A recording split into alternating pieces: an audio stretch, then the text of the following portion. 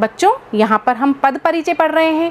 तो पहले हमने विशेषण, संज्ञा, सर्वनाम और क्रिया का पद परिचय किया था जो विकारी शब्द थे। अब अविकारी शब्दों का पद परिचय सीखेंगे कि वो कैसे करते हैं। तो सबसे पहले अविकारी शब्द क्रिया विशेषण की ओर चलते हैं। क्रिया विशेषण, क्रिया विशेषण ऐसे अव्यय शब्द जो क्रिया की विशेषता बताते हों। यहाँ पर अव्यय शब्द अविकारी ही है, दोनों का एक ही अर्थ है। तो हम क्रिया विशेषण किसे कहते हैं? जो क्रिया की विशेषता बताते हैं। जैसे यहाँ, जल्दी, बाहर, तेज, ये सारे शब्द उसमें प्रयोग में लिए जाते हैं। जैसे कि हम यहाँ पर लिख देते हैं कि वह तेज बोलता है।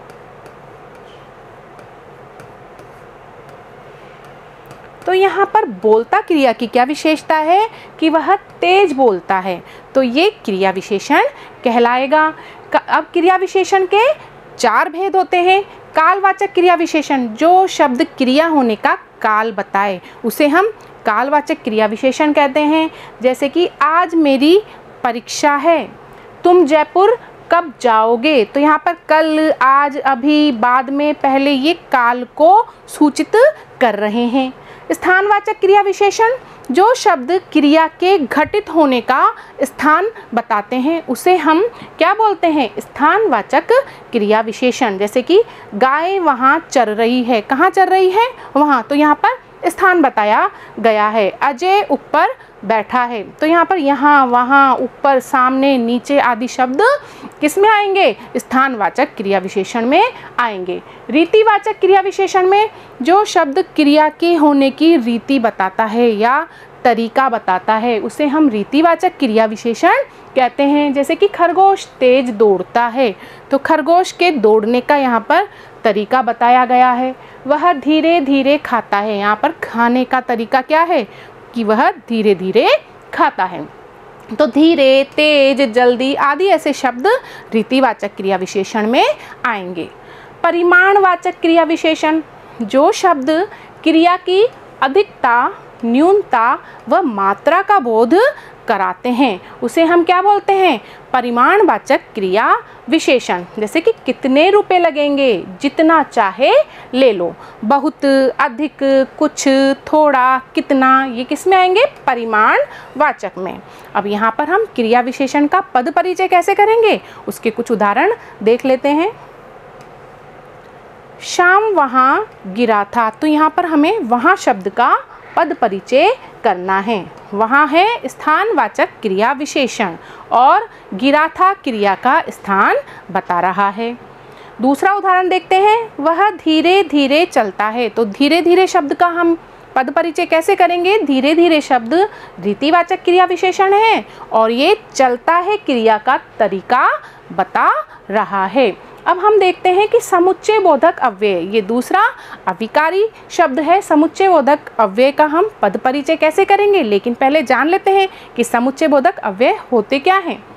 दो शब्दों या दो वाक्यों को जोड़ने वाले संयोजक शब्दों को हम क्या बोलते हैं?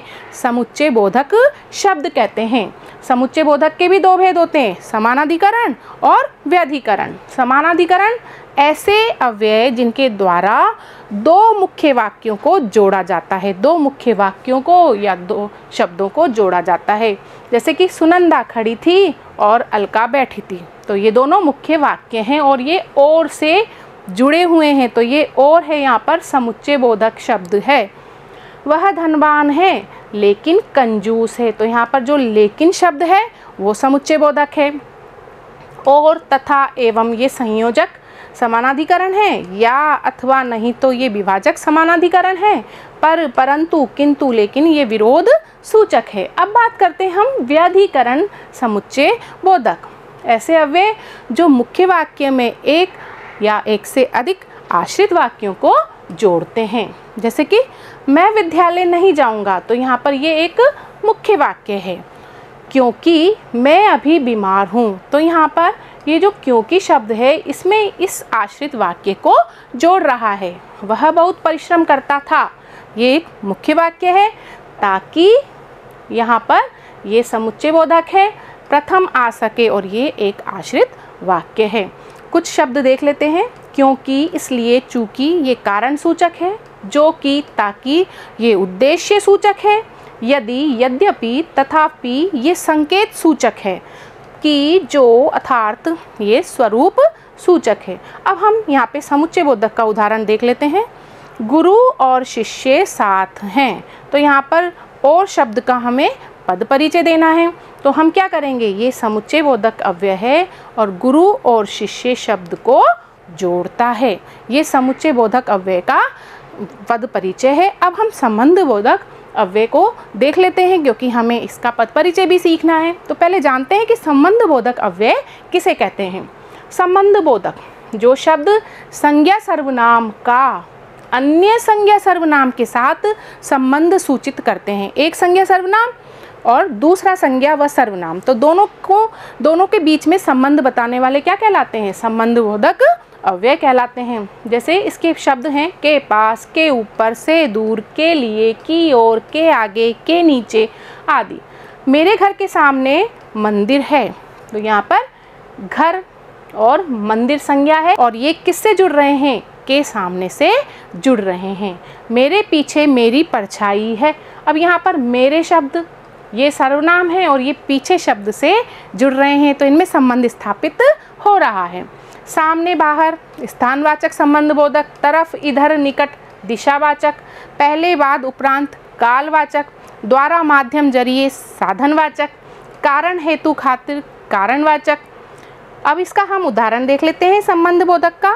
मेज के नीचे बिल्ली बैठी है, तो यहाँ पर हम देखेंगे कि के नीचे, और ये संज्ञा मेज और बिल्ली में संबंध स्थापित कर रहा है, तो समझ जाएंगे कि ये संबंध सूचक अव्यय है। तो हम लिखेंगे संबंध बोधक अव्यय मेज और बिल्ली में संबंध दिख रहा है। अब बात करते हैं हम विस्मयादि बोधक अव्यय। विस्मयादि बोधक अव्यय जिन वाक्यों में आश्चर्य, हर्ष, शोक व घृणा आदि के भाव व्यक्त हों उन्हें हम विस्मयादि बोधक अव्यय कहते हैं। अब देखते हैं, हाय ये क्या हो गया, ये शोक बोधक है। अरे तुम कब आए, ये आश्चर्य बोधक है। वाह तुम जीत गए, ये हर्ष बोधक है। हेलो कोई है, ये संबोधन बोधक है। तो हम अब इसका पद परिचय देखते हैं। वाह तुम जीत गए, तो यहाँ पर हम वाह शब्द का जब पद परिचय करेंगे तो यह विस्मयादि बोधक अव्यय है और ये आनंद को प्रकट कर रहा है। आनंद को प्रकट कर रहा है तो कौन सा है, ये हर्ष बोधक विस्मयादि बोधक है।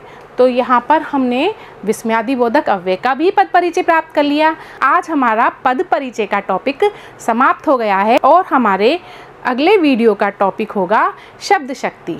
तब तक के लिए नमस्कार, धन्यवाद।